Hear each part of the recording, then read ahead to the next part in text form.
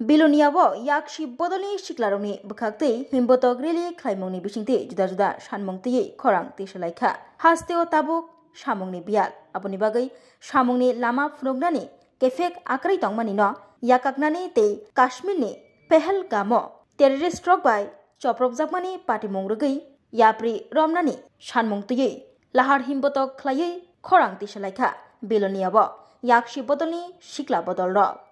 शामिल होते হবে যে তিন দফা দাবিতে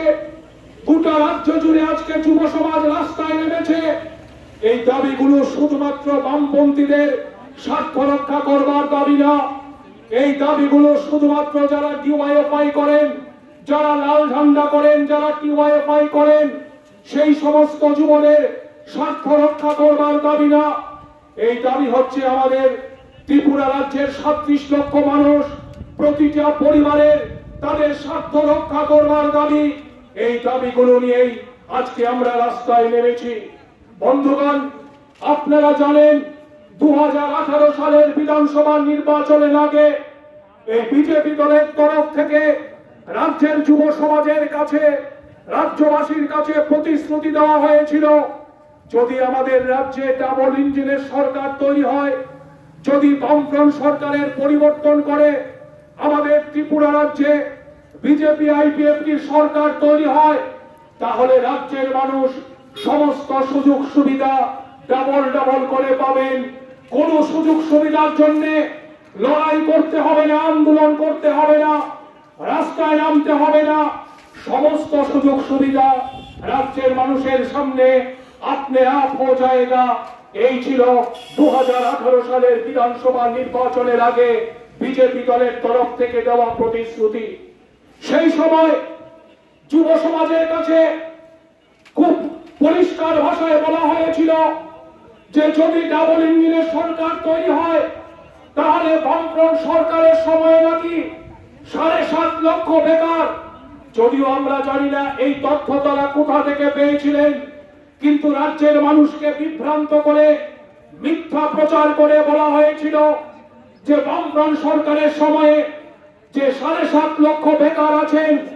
এই বেকার ছেলে মেয়েদের সরকারি চাকরি নিয়ে আর ভাবতে হবে না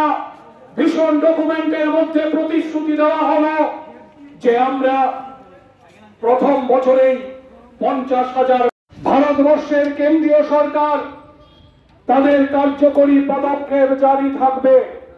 কিন্তু আমরা দেখলাম যে কেন্দ্রীয় সরকারের এই ব্যর্থতার কারণে ২৮ জন নিরীহ নাগরিককে খুন হতে হলো আমরা মনে করি ডিওয়াইএফআই এবং টিওয়াইএফ যখন আজকে আমাদের ভারতবর্ষের ঐক্য অখণ্ডতা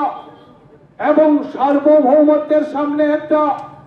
চ্যালেঞ্জিং পরিস্থিতি তৈরি হয়েছে তখন আমরা সংকীর্ণ রাজনীতি ভুলে গিয়ে দল মতের ঊর্ধ্বে উঠে আমাদের ভারতবর্ষকে রক্ষা করবার জন্য দেশ মাতৃকাকে রক্ষা করবার জন্য আমরা এককাট্টা হয়ে আমরা ভারতবর্ষের পতাকাকে স্বাধীনতার পতাকাকে ঊর্ধ্বে তুলে ধরবার জন্য আমরা সংকীর্ণ রাজনীতি ভুলে গিয়ে আমরা একজোট হয়ে আমরা ভারতবর্ষের পাশে দাঁড়াবো দেশের সরকারের পাশে আমরা থাকবো কিন্তু স্বাভাবিকভাবেই কতগুলো প্রশ্ন আমাদের করতে হবে কেন নিরাপত্তা বাহিনী পর্যটকদের এই নিরাপত্তা দিতে ব্যর্থ হলো বন্ধুগণ আপনাদের নিশ্চয়ই মনে থাকবে ২০১৬ সালে ভারতবর্ষের নরেন্দ্র মোদীর নেতৃত্বাধীন সরকার তারা নোটবন্দি করে ঘোষণা করেছিল যে এই নোটবন্দি আসলে সন্ত্রাসবাদের বিরুদ্ধে সন্ত্রাসবাদকে মোকাবেলা করার প্রশ্নে এই নোটবন্দি একটি কার্যকরী পদক্ষেপ হিসাবে বিবেচিত হবে কালো টাকা উদ্ধার হবে সন্ত্রাসবাদীদের তৎপরতা অনেকটাই কমবে ২০১৬ সালে এই কথা প্রচার করা হয়েছিল তারপর আমরা জানি সংবিধানের ৩৭০ ধারা কাশ্মীরের উপর থেকে তুলে নিয়ে কাশ্মীর রাজ্যটাকে ক্ষতবিক্ষত করে দেওয়া হলো এবং গোটা পৃথিবীর মানুষের সামনে গোটা দেশের মানুষের সামনে একটা বার্তা পৌঁছে দেওয়া হলো যে কাশ্মীর সুরক্ষিত, যে কেউ মানুষ, যে কোনো মানুষ, পর্যটকরা আপনারা নির্বিঘ্নে কাশ্মীরে যেতে পারেন, বেড়াতে যেতে পারেন, ভূস্বর্গ কাশ্মীরের সৌন্দর্য আপনারা উপভোগ করতে পারেন। কিন্তু আমরা দেখলাম সরকারের এই প্রতিশ্রুতি ব্যর্থতায় পর্যবসিত হলো। গত পরশুদিন 28 জন নিরীহ পর্যটককে নির্মমভাবে খুন হতে হলো। কোথায় ব্যর্থতা?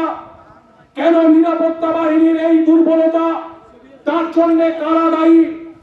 এই ঘটনার জন্য কারা দায়ী? কোথায় দুর্বলতা ছিল?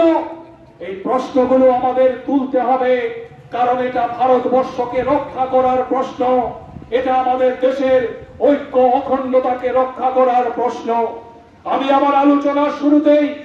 গোটা দেশের মানুষের সামনে, গোটা রাজ্যের মানুষের কাছে আহ্বান করতে চাই, আসুন সবাই মিলে এই কঠিন সময়ে আমরা একজোট হয়ে দেশকে রক্ষা করবার শপথ গ্রহণ করি। সাম্প্রদায়িকতার বিরুদ্ধে, সন্ত্রাসবাদের বিরুদ্ধে, সাম্রাজ্যবাদের বিরুদ্ধে, যে সাম্রাজ্যবাদের জঠর থেকে